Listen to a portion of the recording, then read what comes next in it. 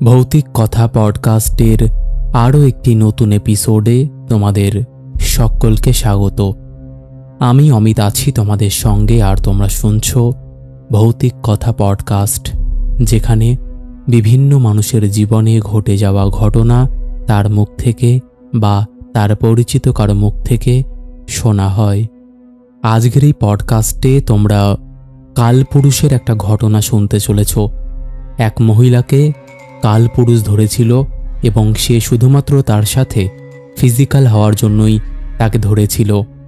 যাই হোক, পুরো ঘটনা বলে তোমাদের স্পয়লার দেব না, তোমরা প্রথম থেকে একদম শেষ অবধি শোনো।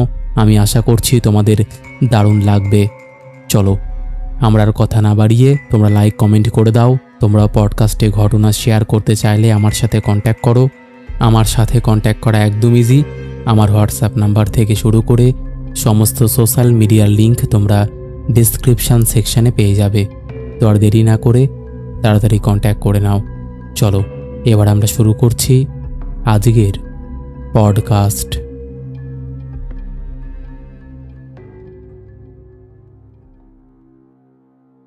হ্যালো সোনু।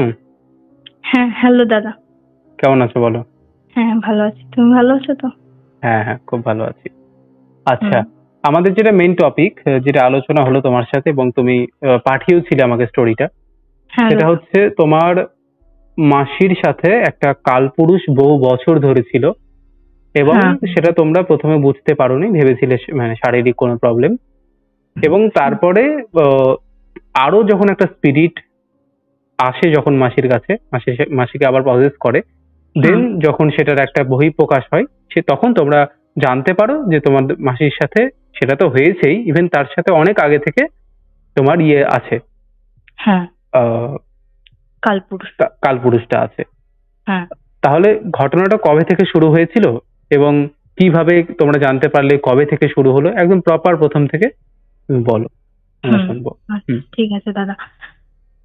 তো ঘটনাটা হচ্ছে দাদা, আমার মাসি যখন 9-10-এ পড়ে, তখন প্রায় মাসির ওই 14-15 এরকম বয়স হবে। এবার গ্রামের দিকে যেহেতু সবার ঘরে কল থাকে না, মানে খাবার জলের কলের কথা বলছি। এবার আমাদের বাড়ির মানে মাসিদের বাড়ির পিছন দিকে একটা মামিদের বাড়ি, তো তাদের বাড়িতে ওই খাবার জলের টিউবওয়েল ছিল। তাদের বাড়ি থেকেই সবাই মানে খাবার জলের জল নিয়ে আসতো। গ্রামের দিকে তাই হয় আর কি। হ্যাঁ, ওটাই। এবার কি হয়েছে, একদিন সকালবেলা মাসি এবার জল আনতে গেছে। এবার কি হয়েছে, মাসি রাস্তা দিয়ে না ঘুরে গিয়ে মাসিদের বাড়ির পিছন দিক দিয়ে ওই মামিদের বাড়ি যাওয়ার রাস্তা আছে, ঠিক আছে? ওই মামিদের আবার মাসিদের ঘরের পিছন দিকে মানে পায়খানা বাথরুমটা পড়ে, ওর পাশ দিয়ে আর কি যেতে হয় মাসি। তো মাসি গেছে, গিয়ে হঠাৎ করে ওখানে অজ্ঞান হয়ে পড়ে। এবার দিদার সবাই গেছে, গিয়ে দেখছে কি হয়েছে, মানে কেমন একটা করছে মাসি, হাত পাড়ে বাঁকিয়ে তারপরে মুখ দিয়ে গাঁজা বেরোচ্ছে এরকম। এবার সবাই বলছে যে ওটা নাকি ওই কি বলে ওটাকে, মির্গির।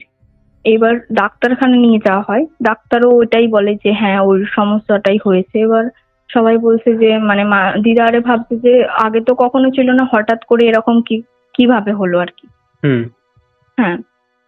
ডাক্তার বলছে ওরকম হতে পারে, হয়তো হয়েছে।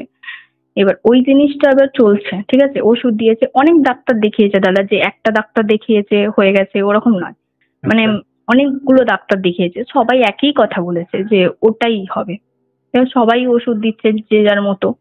এবার লাস্টে একটা ডাক্তার, যে ডাক্তারের ওষুধ দেয় খেতে, একটু মানে জিনিসটা মানে মির্গিটা কিরকম হয় তুমি জানো কি জানি না, হঠাৎ করে মানে অজ্ঞান মতো হয়ে যায় না, তখন হুঁশ থাকে না, যার হয় আর কি তার হুঁশ থাকে না।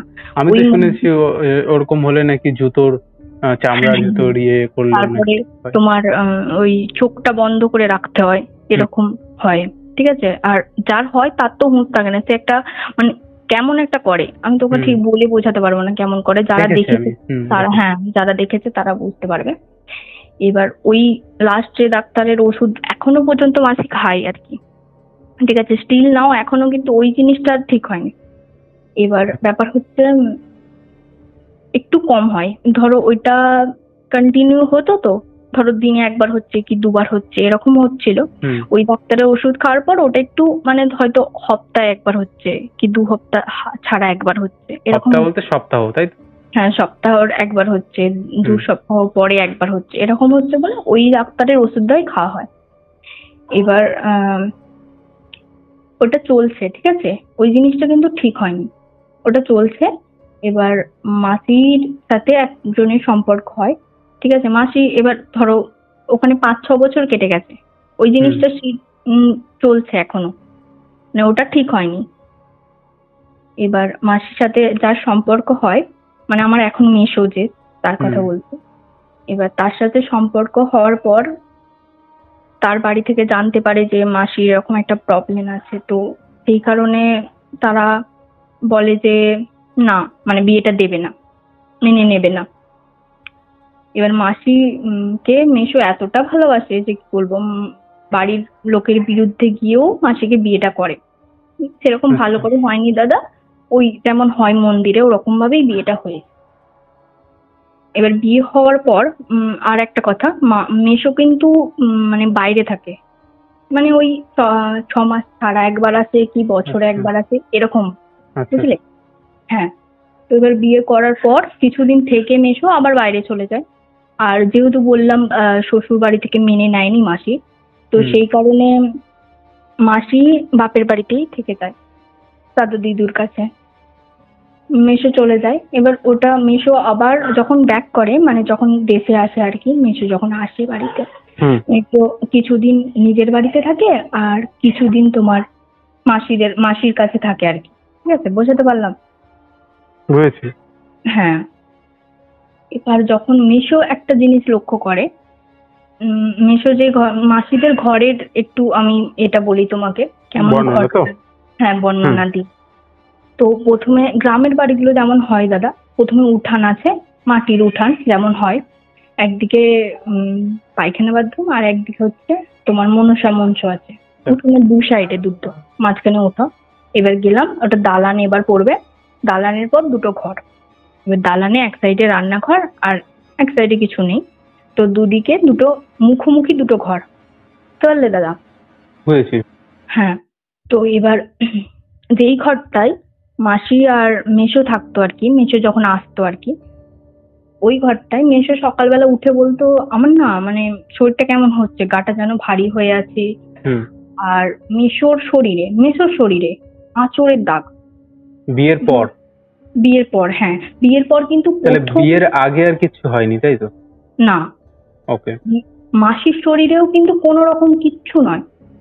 মানে কেউ আমরা যে বুঝবো যে কোনো স্পিরিট আছে বা কিছু ওরকম কিছু ব্যাপার আছে, ওইটা বুঝতেই দেয়নি আমাদেরকে, মানে কিছুই হয়নি।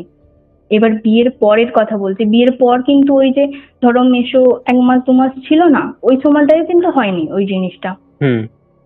মেসো যখন আবার ব্যাক করে 6 মাস পর বা কতদিন পর আমি ঠিক ওটা বলতে পারবো না, 8 মাস পর আসে যখন, তখন মেসো যখন সকালবেলা ওঠে মানে পরের দিনকে, তখন দেখে মেসোর পিঠে আঁচড়ের দাগ, হাতে পায়ে আঁচড়ের দাগ, ঠিক আছে। আর মেসো বলছে, মানে দিদাকে বলছে আর কি, যে এই ঘরটা শুয়ে না আমার মানে ভীষণ যেন আনইজি ফিল হচ্ছে, মানে ঘুম ধরতে চাইছে না বা একটা কেমন ভয় ভয় লাগছে এরকম মনে হচ্ছে। তো দিদা বলছে দেখো তুমি তো ওখানে থাকো না, নতুন ঘর, এবার নতুন জায়গায় গেলে সবারই ঘুম হয় না, এরকম একটা যুক্তি দিয়ে ওটাই হয়ে গেল, বুঝলে তো? যে তোমার নতুন জায়গা, ঘুম হচ্ছে না, সবারই হয়, এরকম একটা কথা হয়ে ওটা ওখানেই বন্ধ হয়ে গেল। ওরকম হতো, প্রায় হতো ওই জিনিসটা, যখনই থাকতো মেসো মাসির সাথে ওই জিনিসটা হতো। মেসোর গায়ে আঁচড়ের দাগ পড়তো, মাসির গায়ে কিন্তু নয় দাদা। হ্যাঁ, এবার মেসো ওরকম বলতো যে আমার এরকম মাথাটা যেন ভারী হয়েছে, গাটা যেন ভারী হয়েছে, এই ঘরটাতেই আমার এরকম ফিল হচ্ছে, এরকম বলছে। পাশে আর একটা ঘর আছে বললাম না, ওই ঘরে যখন থাকতো ওই ঘরে কিন্তু বলতো না যে এই ঘরে আমার কিছু মনে হচ্ছে বা কিছু। হ্যাঁ, এবার কন্টিনিউ এই জিনিসটাও ওইরকম মানে গুরুত্ব দেয়নি আর কি। আর হঠাৎ করে তো মানে বিশেষ করে ওই ভূত প্রেতের কথাটা আমরা বিশ্বাস করি না, তো ওই জিনিসটা কেউ কারো মাথাতেই আসেনি। এবার কন্টিনিউ ওটা চলছে, আবার মেসো যাচ্ছে বাইরে, আবার চলে আসছে, এরকম করে ওই জিনিসটা চলছে। এবার 7-8 বছর পরের কথা বলছি, ওটা চলছে। মাসি প্রেগনেন্ট হয়। হুম হ্যাঁ, তো এইবার হচ্ছে মেন, এবার যেটা হবে, তো হুম। মাসি প্রেগনেন্ট হয় যখন মাসির ওই তোমার 2-3 মাস এরকম হয় না। এবার গ্রামের দিকে যে হয় দাদা, এই শীতকালের টাইমে আমরা দুপুরবেলা না মাঠে বসে সবাই মিলে, এই মা কাকিমা সবাই মিলে কেউ লুডো খেলে, কেউ গল্প করে, এরকম একটা হুম টাইম কাটাল। হুম যেটা শহরের দিকে তুমি পাবে না, হুম গ্রামের দিকেই হয়। তো এরকম একটা দুপুরবেলা ওই মাসি যখন তোমার 2-3 মাস প্রেগনেন্ট, তখন সবাই মিলে বসে গল্প করছি, মাসির এবার চুলটা ভিজেছিল বলে খুলে দিয়েছে, এলো চুলে বসে আছে দুপুরবেলা দাদা। এবার হঠাৎ করে মাসি ওটা ফিল করলো, আর কিন্তু কেউ ফিল করেনি, যে অন্য বাকিরাও ফিল করছে, তারা করছে না। হঠাৎ করে দেখলো, মানে আমি বললাম যে আমাদের নদীর ধারেই একদম ঘর, তো ওই সাইড দিয়ে যেন একটা হাওয়া, মানে দমকা হাওয়া এলো, মাসিকে টাচ করে চলে গেল। হুম। ওটা মাসি শুধু ফিল করলো, অন্য কেউ আর আরো অনেকে ছিল তারা কিন্তু করলো না। তারপর থেকেই মাসির মানে শরীরটা প্রচন্ড খারাপ, মানে কেমন করছে মাসি। আমরা তখন কিন্তু আমিও আছি ওই জায়গাটায়, মাঠের কথা বলছি। হঠাৎ করে মাসি যেন কেমন করছে। এবার সেই মানে ভয়ঙ্কর রূপ, সে রূপটা মানে ভোলার মতো নয়, ঠিক আছে, হুম কেমন একটা করছে। এবার সবাই মিলে মানে ওইটা ওইটা দেখে কিন্তু দাদা বুঝতে পারলাম যে একে কোনো মানে পেট বা কিছু একটা অ্যাটাক করেছে বা এরকম কিছু, যেরকম আর কি করে কেউ হুম পথে চলে, ওরকম করছে। ওইটা করার পর তারপরে তোমার আমাদেরই পাড়ার একটা দিদা আছে, সে আর কি শনি মঙ্গলবার ঘরে বসে, হুম মা মনসার ঘরে বসে, তার কাছে নিয়ে যাওয়া হয়। তার কাছে নিয়ে যাওয়ার পর সে যখন মানে ওই গণনা করে বা তার যা প্রসেস আছে সেইটা করে যখন দেখে, হুম সে বলছে এর কাছে তো মানে একটা তো আপাতত একজন আছে যাকে আমি দেখতে পাচ্ছি, কিন্তু আরো একজন আছে যে কিন্তু নিজেকে দেখাতে চাইছে না। আচ্ছা। হ্যাঁ, সবাই ভাবে যে ওই দুপুরবেলা চুল খুলে মাঠে বসেছিল ওই কারণেই হয়তো, সবাই ওটাই ভাবছে, ঠিক আছে। তারপরে যখন ওই দিদাটা বলে যে এটা কিন্তু মানে কয়েকদিন বা কয়েক মাসের ব্যাপার নয়, এই জিনিসটা মানে আরো যে আরেকজন আছে যে নিজেকে হাইড করতে চাইছে, হুম নিজেকে দেখাতে চাইছে না, সে কিন্তু কয়েক বছর ধরে ওর শরীরে আছে, মানে শরীরটাকে পুরো ওর বাসা বানিয়ে নিয়েছে, এরকম ব্যাপার। আর তোমরা বুঝতে পারোনি কারণ সে নিজেকে দেখাতে চাইছে না। ভিজিবল হচ্ছে পজিশন, না। হ্যাঁ, পজিশন হলে যে যেমন করে মানুষে, হ্যাঁ, যেটা দেখে মানুষ বুঝতে পারে যে এ পজেস হয়েছে, সেইগুলো কিন্তু ও আগে যে ছিল তাকে দাদা ওই দিদাটার ভাষায় হচ্ছে কালপুরুষ বলে। তারা আচ্ছা। মানুষকে মানুষকে বলতে ভুল, তারা শুধু মেয়েদেরকেই অ্যাটাক করে, যতটুকু আমার শোনা ওই দিদাটার কাছ থেকে, যে হুম মেয়েদেরকেই অ্যাটাক করে ওই কালপুরুষ। আর বলছি আমি, শুধু ফিজিক্যাল হওয়ার জন্যই করে, এদের আর কোনো মোটিভ থাকে না। একটা মেয়েকে পজেস করে শুধু ফিজিক্যাল হওয়ার জন্যই, বাস, আর কিছু না। এবার আর একজন যে সেও একটা পুরুষ, এই যে বললাম দুপুরবেলা ওই হাওয়াটা, ওটাও হুম একটা মানে প্রেত আর কি ঢুকেছিল মাসির শরীরে। হুম তো সেও একটা পুরুষ। তাকে মানে সে ধরো ওই কি কতক্ষণ ছিল মাসির শরীরে, মানে ধরো দুপুরবেলা ধরেছে সন্ধ্যের মধ্যে, তারপরের দিনকে মানে ওই 2-3 দিন ধরো ছিল, ঠিক আছে। হুম হ্যাঁ, তাকে ছাড়াতে অত কষ্ট হয়নি দাদা।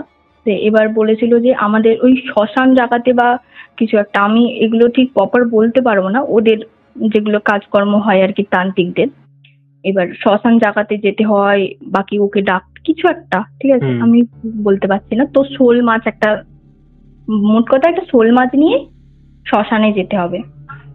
এবার আমাদের ওখানে শোল মাছ পাওয়া যাচ্ছে না, কোথাও শোল মাছ নেই। এবার ওই দিদাটা ভাবলো যে মানে বললো যে শোল মাছ না হলেও হাঁসের ডিম হলেও হবে। এবার হাঁসের ডিম নিয়ে শ্মশানে গেল। যারা যারা গেছিল শ্মশানে, ওই দিদাটা গেছিল, দিদাটার হাজবেন্ড গেছিল, মানে যে তান্ত্রিক দিদার কথা বলছি আমি, তান্ত্রিক হুম দিদা গেছিল, তার হাজবেন্ড গেছিল, আরো দুজন তিনজন পুরোহিত গেছিল। ডিমটা, হাঁসের ডিমটা জাস্ট রেখেছে দাদা, মানে কোথা থেকে কে এসে ছো মেরে নিয়ে চলে গেল, মানে ভ্যানিস, আর নেই। সঙ্গে সঙ্গে সঙ্গে সঙ্গে মানে রাখার সঙ্গে সঙ্গে মানে হাত থেকেই যেন মানে ছিনিয়ে নিল কেউ, এরকম বলছে। তারপরে এলো দিদাদের ঘরে। দিদাদের নাকি বাস্তুতেও অনেক রকম দোষ ছিল দাদা, যেটাকে বলে ওই দিদাটা যে তোমাদের এই মানে ভিটেটাতেও অনেক রকম দোষ আছে। আমাদের গ্রামের দাদা ভিটে বলে, ঠিক আছে, কেউ জানবে হয়তো, জানি না। তো ওই বাস্তুতেও অনেক রকম মানে বাস্তুটাও ঠিক ভালো নয়, ওই কারণে এই অ্যাটাক গুলো আরো বেশি হয়েছে। নেগেটিভ এনার্জিকে টানে না, ওটা একটা ব্যাপার। এবার ঘরে এসেছে, ঘরে এসে অনেক রকম সারা রাত যজ্ঞ অনেক কিছু হয়েছে। ওই যে বললাম মাঠে যে প্রেতটা ধরেছিল সে কিন্তু চলে গেছে। তাকে ওই কিছু চেয়েছিল, সে দিয়েছে, ওই শোল মাছ চেয়েছিল তো ডিম দিয়েছে, চলে গেছে, হাঁসের ডিম নিয়ে। এবার যে আছে মানে যে এত দিন ধরে মানে তোমার যদি হিসাব লাগাও তোমার 10-12 বছর তারও বেশি ধরে যে আছে, তাকে দেখেছে। মানে ডাকে না ওরা যে তুমি আসো তোমার সাথে কথা বলবো, এরকম মানে যার শরীরে পজেস করে আছে সেটা তো কিছুতেই আসবে না, মানে কথাই বলবে না সে তোমার সাথে। মানে ওই দিদাটা বলছে আর কি, সে আসতেই চাইছে না। এবার অনেক কিছু করে সে এসেছে। তাকে যখন জিজ্ঞাসা করছে, মানে জিজ্ঞাসা করে না তান্ত্রিকরা যে তুই কেন এসেছিস বা কিসের জন্য তুই আছিস, কেন ক্ষতি করছিস, এরকম যখন জিজ্ঞাসা করছে সে বলছে তুই কে, তোকে কেন আমি উত্তর দেবো। মানে তার তাণ্ডবই আলাদা। এটা দিদা মানে আমার ওই মাসির মা দিদা তার চোখে দেখা, তার কাছেই শুনেছি, বলছে তার রূপই আলাদা। মানে মাসি বলছে, মাসির মুখ থেকেই বলছে, কিন্তু মানে মাসি মানে এমন ভাবে বলছে না দাদা তোমার গায়ে কাঁটা দেবে। আমি এইখানে কত যুগ ধরে আছি জানিস, আমি 50 বছরের উপরে আছি, এরকম বলছে। আমাকে তুই তাড়াতে এসেছিস, তোকে আমি এখান থেকে তাড়িয়ে দেবো, এরকম বলছে দাদা। মানে কতটা পাওয়ারফুল সে, তবে এই কথাটা বলছে সে। হ্যাঁ, বলছে আমাকে এখান থেকে তাড়ানো না কারো সাধ্য নেই। মানে ওটা দাদা নোংরা ভাষায় বলছে ও, আমি ওটা বলতে পারবো না। আমাকে তাড়ানো কারো সাধ্য নেই, এরকম বলছে। বলছে না এরকম ভাবে তো হয় না। না বলছে না, আমি একে ভালোবাসি, আমি একে ছেড়ে কোথাও যাব না, ও আমার, এরকম বলছে। মানে মাসিকে বলছে যে ও আমার, আমি ওকে ভালোবাসি, আমি ওকে ছেড়ে কোথাও যাব না, এরকম বলছে দাদা। এবার ওই যে মাসির মা দিদা ওখানে ছিল। দিদা বলছে এরকম তো বলা যায় না, একটা মানুষের সাথে একটা আত্মার তো কোনোদিন সম্পর্ক হতে পারে না। দিদা বলছে আমার কাছে এত ক্ষমতা কোথায় এলো আমি জানি না, যে আমি তার সাথে কনভারসেশন করছি, বুঝতে পারছো দাদা? একদিন পেটের সাথে একটা সাধারণ মানুষ করছে ওরকম। বলছে ওই যে একটা কথা বলে না কি, সবাই হার মেনে যেতে পারে, মা কখনো দাদা পারে না। মানে মা জমের সাথে লড়াই করে নেবে মেয়েকে বাঁচানোর জন্য।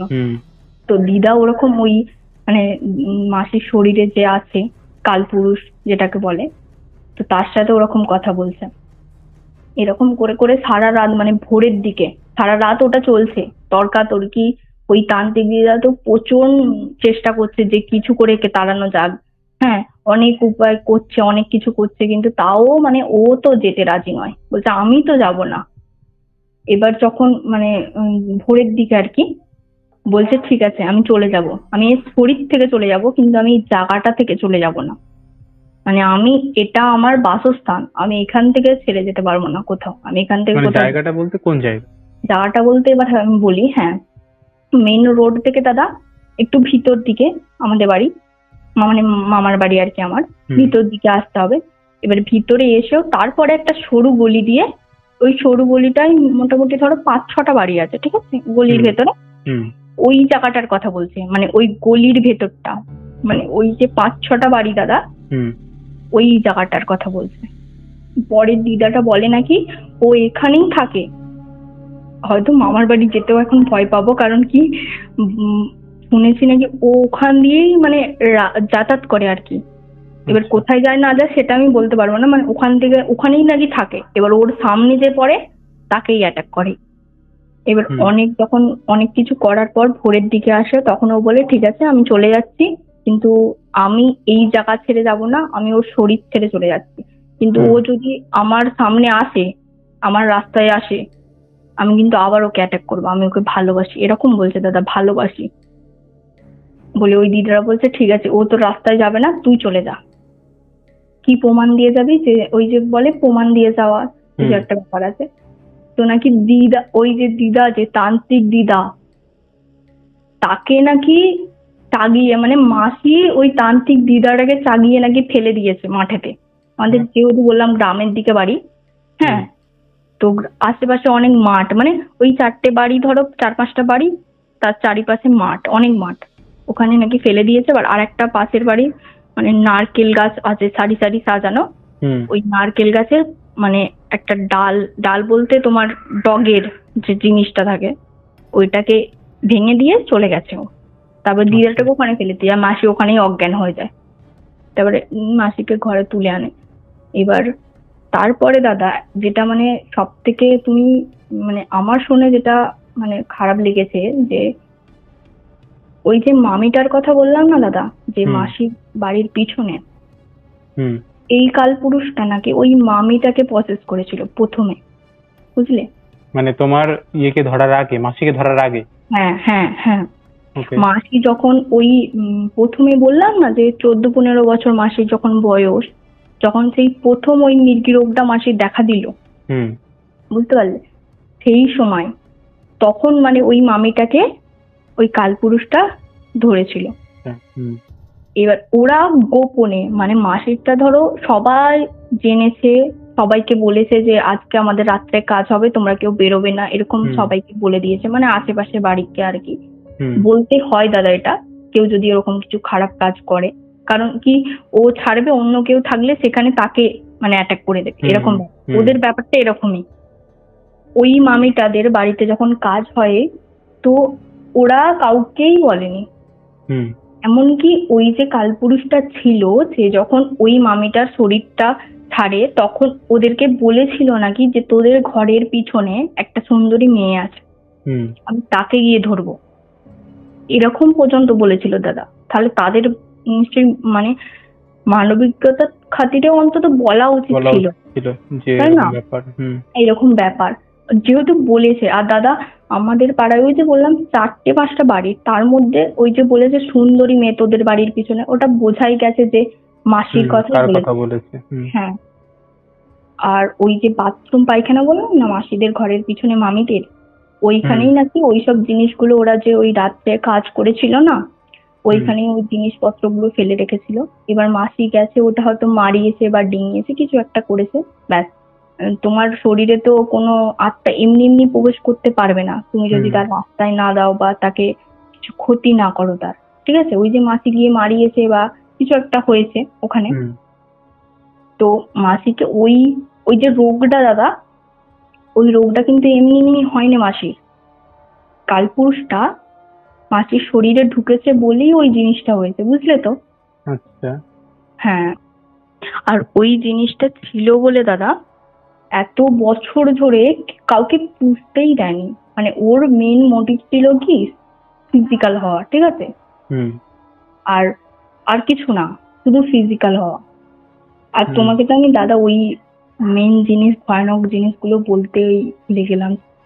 মানে হ্যাঁ, যখন মাসির আমার বোন আর কি, মাসির মেয়ে যখন পেটে ছিল, মানে প্রেগনেন্ট ছিল মাসি যখন 7-8 মাস এরকম, ওই সময় না মাসির এরকম ফিল হতো, মাসি ধরো ঘুমাচ্ছে, আমাদের কেউ ধরো ঘুমের ঘরে দাদা টাচ করলে আমাদের ঘুমটা চমকা ভেঙে যায় না, আচমকা ভেঙে যায়, তো মাসি দেখছে যে মাসিকে খুব টাচ করছে, মানে অস্বাভাবিক ভাবে, ঠিক আছে?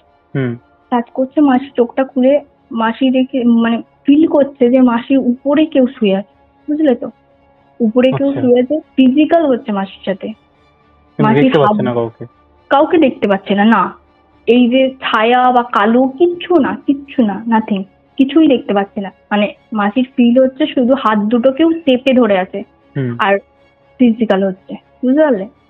আর মাসি চিল্লাতে চাইছে, চিল্লে ডাকতে চাইছে, হয়তো দিদা বাইরেই আছে, চিল্লে ডাকতে চাইছে যে মা বলে ডাকতে চাইছে, কিন্তু মানে মাসিকে যেন মুখ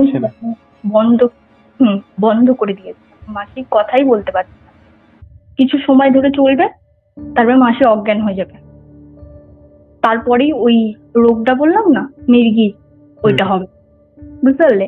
এই জিনিসটা হতো ওই সময়টা যখন ওই কালপুরুষটা মাসির শরীরে ছিল, তখন কিন্তু মাসি এই জিনিসটা, যে এই জিনিসটা আমার সাথে হচ্ছে কাউকে বলতে পারতো না, বুঝলে? যে পরেও কাউকে বলতে পারছে যে আমার সাথে এটা হচ্ছে, ওটা বলতে পারতো না। যখন ওটা ও ছেড়ে দিয়ে শরীরটা ছেড়ে দেয়, মাসি ঠিক হয়ে যায়, তারপরে মাসি এগুলো বলে যে আমার সাথে এরকম হতো, আমি আচ্ছা। বলতে চাইতাম, কাউকে বলতে পারতাম না, বুঝলে, এরকম। হুম। হ্যাঁ। মানে তার আগে চাইতো না নাকি বলতেই পারতো না চাইলেও?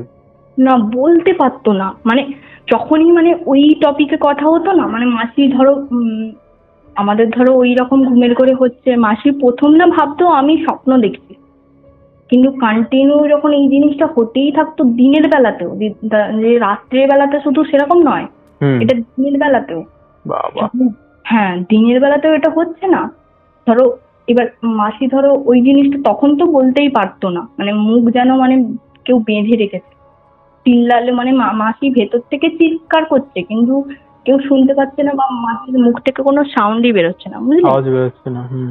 হ্যাঁ, এবার তারপরে যখন ওটা মানে ওই জিনিসটা কেটে যেত, তারপরেও তো ধরো বলার চেষ্টা করে তো, মাসি বলছে হুম। আমি অনেকবার বলতে চেয়েছি কিন্তু আমি বলতেই পারিনি কাউকে, বুঝলে, হুম। ওই মানে বলতেই দিত না, এরকম ব্যাপার। আরেকটা কথা, এই যে ওই জিনিসটা বললাম যে শুধুমাত্র দাদা ওদের জন্য, ওরা যদি একবার বলতো না যে আমরা এরকম কাজ করেছি, হুম। তোমরা বেরোতে দিও না তোমাদের মেয়েকে, তাহলে এত কিছু এত সাফারিং হতোই না দাদা। হুম। মানে শুধু তো মাসির জীবন না, মাসির সাথে আরো একটা জীবন নিয়ে টানাটানি হয়ে টানাটানি গেছে। হয়ে গেল। হুম। হ্যাঁ, মানে সেই সময়টা আমি তো তোমাকে বলছি এত নর্মালি বলে দিচ্ছি, কিন্তু সেই সময়টা যে কি ছিল দাদা, দিদা তো মানে না খেয়ে না দিয়ে শুধু ঠাকুরের কাছে মানে পড়ে থাকতো যে আমার মেয়েটাকে ঠিক করে দাও, আমার মানে বাচ্চাটাকে যেন সুস্থ রাখো। ঠিক আছে, প্রথম সন্তান দাদা, ঠিক আছে, সবার কাছেই মানে একটা অন্যরকম, প্রথম সন্তান হোক আর যাই হোক, সন্তান তো মানে দিদা তো, তুমি আমি তোমাকে বলেও বোঝাতে পারবো না যে কি অবস্থা ছিল সেই সময় পরিস্থিতিটা।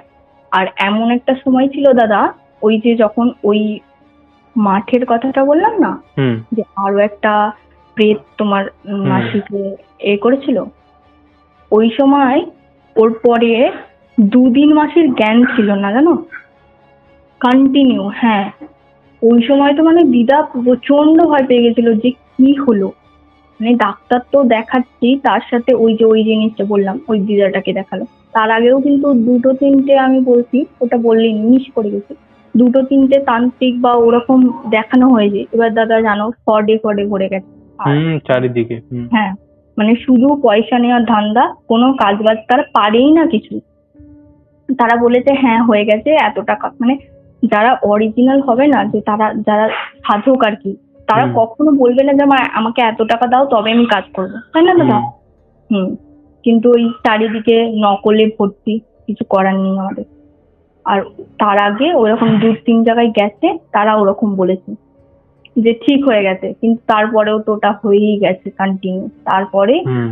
এই দিদার কাছে মানে ঠিক হয়েছে আর কি, মাসি। হুম। হ্যাঁ, আর ওই বাস্তু দোষের কথাটা বলছি যেটা, সেটা হ্যাঁ। বলছি আমি তোমাকে। হুম। ওই যে মেশোর কথা বললাম না, যে মেশোর শরীরে আঁচড় হুম। বা হুম। মেশো গা ভারী করতো, ওটা হুম। কিন্তু ওটা একটা কারণ হচ্ছে ওই যে কালপুরুষ ছিল, স্বামী স্ত্রীর মানে মেশোকে আর কি আসতে দিত না হুম। মাসির কাছে। মাসি এরকম বলতো, মাসি কি বলতো শোনো, হুম। মাসি বলতো যে তোর মেশো আমার সাথে কথা বললে, তোর মেশো আমার সামনে এলে আমার মানে সহ্যই হয় না। অথচ প্রেম করে বিয়ে করেছে তারা, ভালোবেসে বিয়ে করেছে একে অপরকে, হুম। তারপরে এটা হওয়ার কথা নয়। তোর মানে মাসি বলেছে তোর মেশো যখন মানে গায়ে যদি হাত দেয় বা আমার সাথে কথা বলে, আমার মানে ভালোই লাগে না, আমার বিরক্ত লাগে। হুম। আর ওইটা হয়তো ওই কারণেও হতে পারে আঁচড়ের দাগটা। আর একটা ওই যে গা ভারী বলে, মেশোর যে ভয় লাগে, ওইটা আর আলাদা কারণ আছে। ওইটা ওই দিদাটা বলে যে ওই যে বললাম চার পাঁচটা বাড়ি, আমাদের গলিটার ভেতরে চার পাঁচটা বাড়ি, প্রথমে যে বাড়িটা আছে গলির প্রথমেই, ওটা একটা দিদুনের বাড়ি। ওই দিদুন বলতে দিদুনটা, তোমার নিজের দিদুন না, মানে নর্মাল না আমরা যেরকম পাড়াতে ডেকে থাকি হ্যাঁ এরকম? পাড়ায় পাড়ায়, ওই ওকে। দিদুনটার অনেক বয়স, যেই সময় এই ঘটনাটা সেই সময় অনেক বয়স তোমার, ধরে নাও না 70-80 এরকম বয়স হুম। ওই সময়। হ্যাঁ, 70-80 এরকম বয়স। তো ওই দিদুনটা যখন তোমার ইয়ং বেলায় আর কি, গ্রামের দিকে এমনি দাদা হয়তো শুনবে যে অনেকগুলো করে বাচ্চা হয় মানুষের, 8টা 10টা এরকম করে বাচ্চা হয়।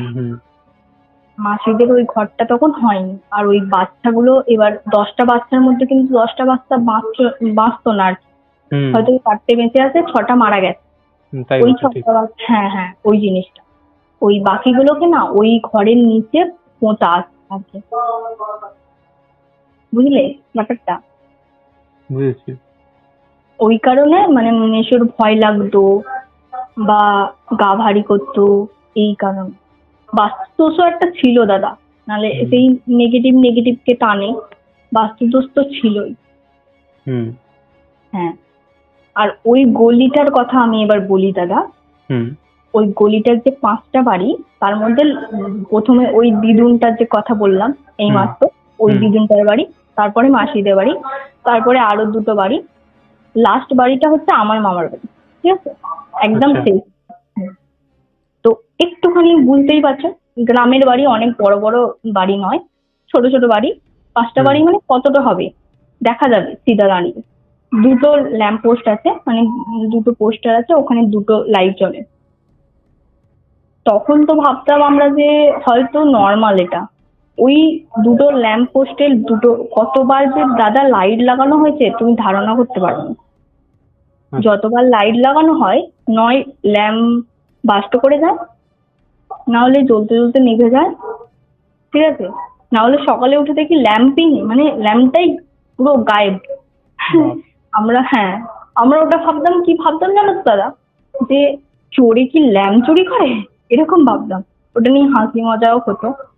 কিন্তু যখন ওই ঘটনাটা, মাসির ঘটনাটার পর বোঝা যায় দাদা যে কেন হয়, কারণ তার চলার রাস্তায় অসুবিধা হয় লাইট জ্বললে, বুঝলে দাদা? এখনো পর্যন্ত স্টিল নাও ওই গলিতে অন্ধকারই থাকে গলিটা, তুমি যতই চেষ্টা করো ল্যাম্প জ্বলবে না। একদিন জ্বলবে, পরের দিনকে সেই তোমার কেমন হয়, সেই হরর ফিল্মে কেমন দেখায় দাদা, ল্যাম্প জ্বলছে নিচে, ওটাই হয়, এক্স্যাক্টলি ওটাই হয়। ওরকম করে করে বন্ধ হয়ে যায়, আর জ্বলেই না ল্যাম্পটা। অনেক চেষ্টা করেছি, প্রথমে তো আমরা এত কিছু জানতাম না, আমরা ভাবতাম হয়তো নর্মাল কি হয়, আবার নতুন এনে লাগানো হয়। কিন্তু যখন এই জিনিসটা হলো তখন বুঝতে পারলাম।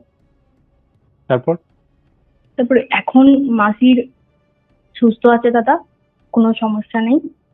বোনও এখনো হয়েছে আমার একটা, 6 বছর বয়স। কিন্তু দাদা মাসির ওই রোগটা কিন্তু ঠিক হয়নি, মৃগীটা, তাই তো? ওটার জন্য মাসি এখনো তোমার ওষুধ খেতে হয়, বুঝলে তো? এখনো ওষুধ খাই মাসি। আচ্ছা, তোমার মাসিকে যে সেকেন্ড যে স্পিরিটটা ধরেছিল না, সেটাকে কিভাবে ছাড়ালো তাহলে? সেটা দাদা নর্মাল, মানে সেটা কিছু অত হ্যাপা হয়নি আর কি। ওটা মানে মাসির ওই চুল খুলে মানে ছিল না, আর তার উপরে প্রেগনেন্ট ছিল, ওই কারণে। আর যেহেতু মাসি অলরেডি পজেস, ওই কারণে ধরেছে, বুঝলে তো? ওর অত ডিমান্ড ছিল না, মানে এই রাস্তায় পেয়েছে ধরে নিয়েছে, এরকম ব্যাপার, বুঝলে তো? ওর মানে রাস্তায় এসেছে, ও হয়ে গেছে, ও কোনো অত হয়নি, ওকে প্রথমবারই ছাড়িয়ে দিয়েছে, বুঝলে তো? ও আর একটা কথা দাদা, ওটা হয়েছিল বলেই জানতে পারা গেছিল, কিন্তু না হলে জানতেই পারা যেত না, ওটা চলেই যেত, বুঝলে তো ব্যাপারটা? ওর কাজ করেই যেত। ওই দ্বিতীয়বার পজেস হয়েছিল বলেই জানতে পারা গেছিল যে ওর শরীরে আরো একটা আছে, মানে মাসির শরীর আর কি, কালপুরুষটা আছে, এবং সে জানাতে চায় না যে সে আছে।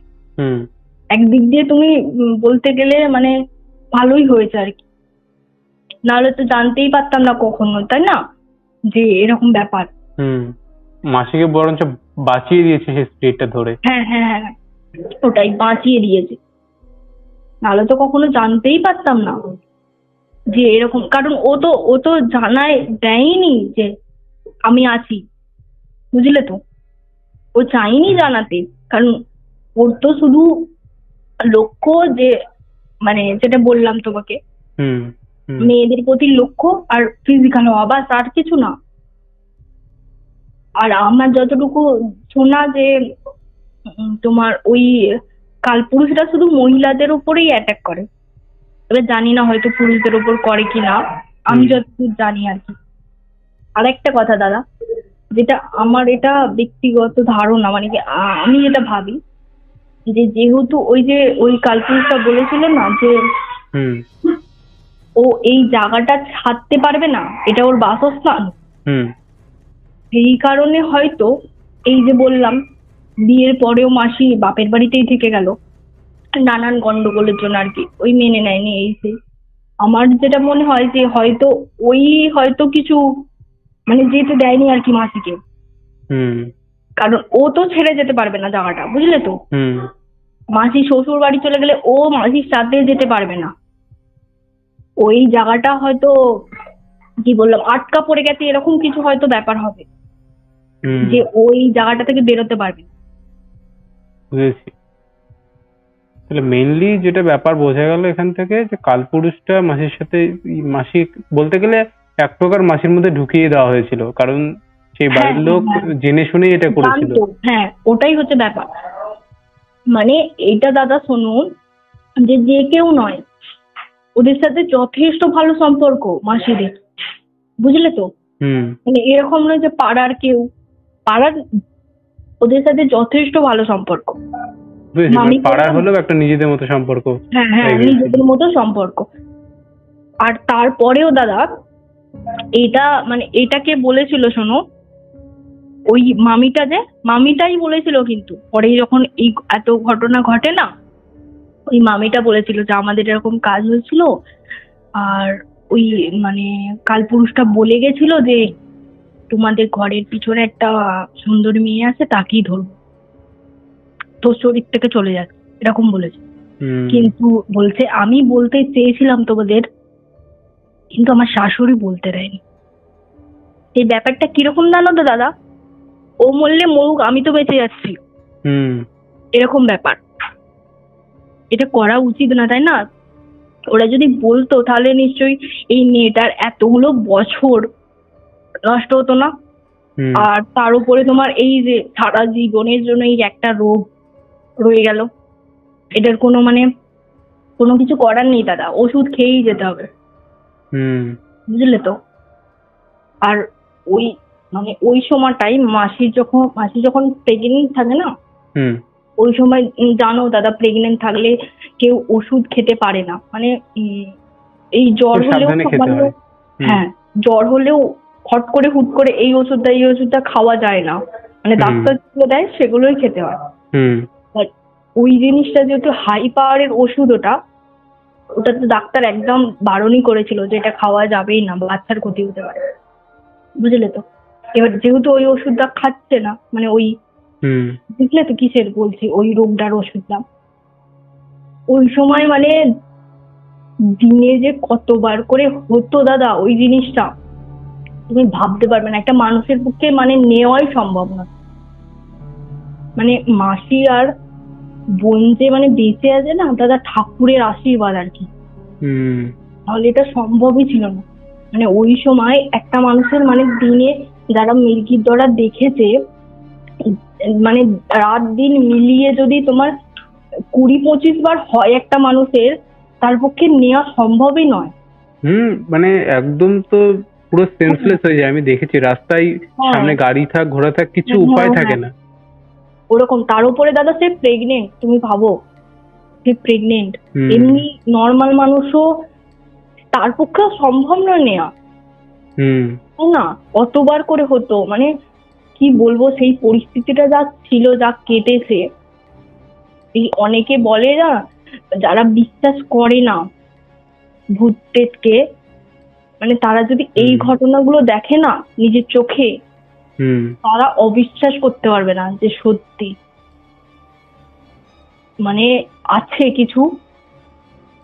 সবাই ফিল করতে পারে না দাদা, কিন্তু তা বলে অবিশ্বাসও করা ঠিক নয়। এত মানুষ আছে যারা বলে, তোমারই যারা পডকাস্টে বলে, সবার পক্ষে মানে অনেকে বলে বানিয়ে বলা, বানিয়ে বলা সম্ভব? কোথা থেকে পাবে এত কথা বানিয়ে? হ্যাঁ, এত মানুষ যে বিশ্বাস করে, সম্ভব না এটা বানানো। যাদের সাথে হয় বিশেষ করে, অনেকে তো দাদা কাটিয়ে ফেলে সেই সিচুয়েশনটা। এরকম অনেক ঘটনা আছে যারা তোমার বাঁচতেই পারে না, তাদের গুলো শুনে বেশি খারাপ লাগে, তাই না?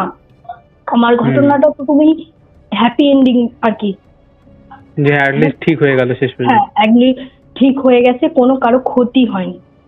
মানে বোনও ভালো আছে, মাসিও এখন ভালো আছে, কিন্তু ওই যে একটা সমস্যা যে ওই রোগটা দাদা রয়েই গেছে, কিছু করার নেই ওটা। এটা তোমারই পডকাস্টে অনেক শুনেছি যে কারো শরীরে কোনো পিরিয়ড যদি প্রসেস করে, তাহলে দীর্ঘদিন যদি থাকে, দীর্ঘদিন যদি থাকে, তার কিছু না কিছু ক্ষতি দাদা হয়। কিছু একটা ক্ষতি তো হয়, একটা অঙ্গ নিয়ে যায় বা কিছু একটা। হ্যাঁ, এবার এইটাই রোগটা দিয়ে গেল। রোগটা নিয়েই এসেছিল, ওই রোগটা ওই স্টার্টিং ওখান থেকেই। সত্যি বাবা, হ্যাঁ, মানে ভয়ঙ্কর দাদা। ওই সময়টা, যে সময়টা প্রেগনেন্ট ছিল মাসি না, ওই 7-8 মাস, মানে মাসির ডেলিভারি 9 মাসে হয়েছে।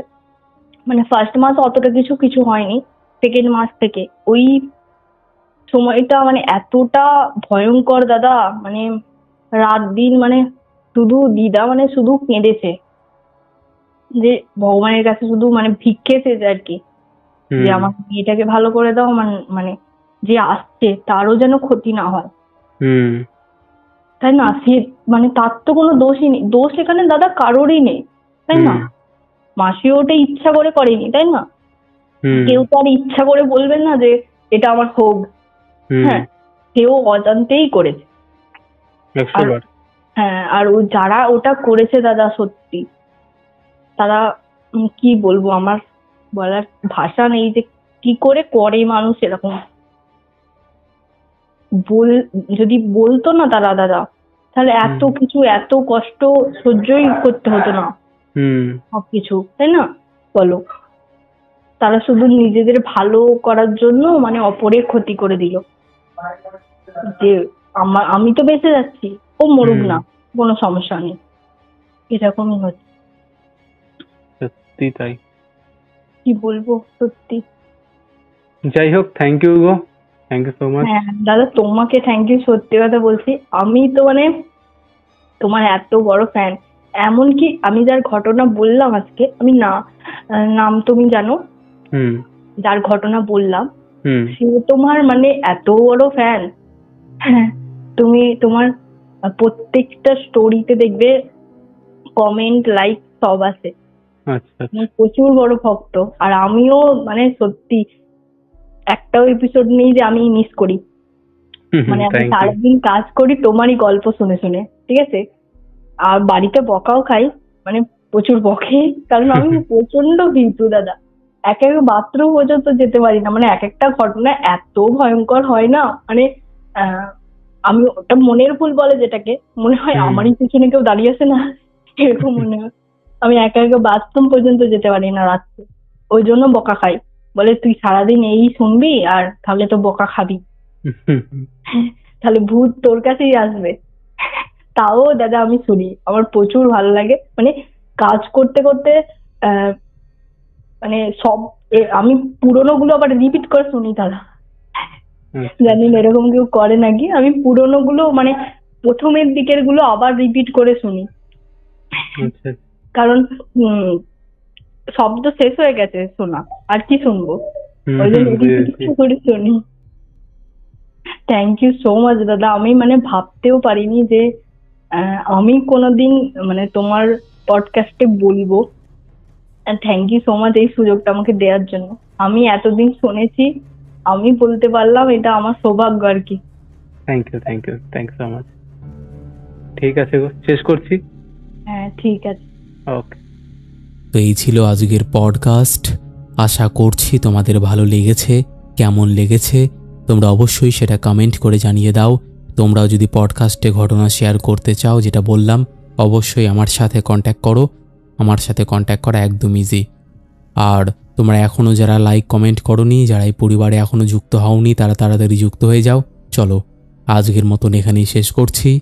আবার দেখা হবে নতুন কোনো ঘটনা নিয়ে।